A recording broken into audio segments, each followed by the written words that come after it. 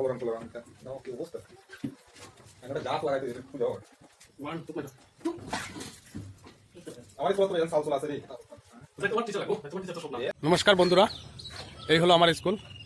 আর জলের থেকে স্কুলের ব্যবধান প্রায় 2 ফুট ব্যবধান আছে। আর 2 ফুট জল বালেই আমার স্কুলে জল উঠে যাবে।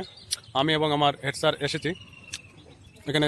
যে আমাদের স্কুলের চাল আছে, এই চালের বস্তাগুলো একটু সরিয়ে উপরে ওঠানোর জন্য। গতবারে প্লাডও প্রায় আমাদের 8-10 বস্তা চাল নষ্ট হয়ে গেছিলো, কারণ গতবারে প্লাডটি খুব সাডেনলি এসেছিলো, তাই আমরা কোনো ব্যবস্থা করতে পারিনি। এই দেখতে পাচ্ছেন আমাদের স্কুলের রান্নাঘর প্রায় জল উঠে গিয়েছে।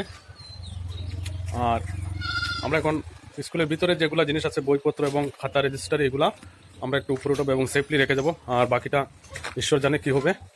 জল খুব দ্রুত গতিতে বাড়ছে আমাদের এখানে, খুব স্পিডে জল বাড়ছে। জলের ব্যাগ একটু আমাদের একটু পরিপাটি করে নেব জিনিসগুলা। এই দেখতে পাচ্ছেন আমাদের হেড স্যার এই যে একটি বোর্ড উপরে উঠাচ্ছে।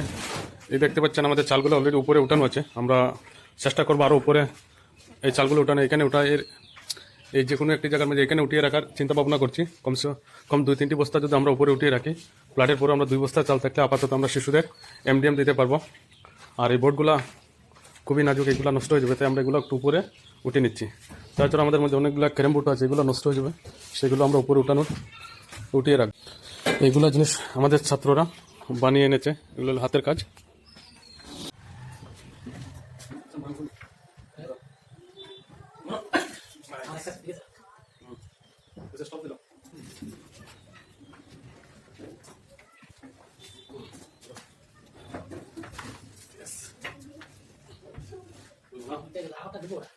হয় বলরাম টলরাম নাও কি অবস্থা একটা গাছ লাগাইতে দিতে পূজা হয়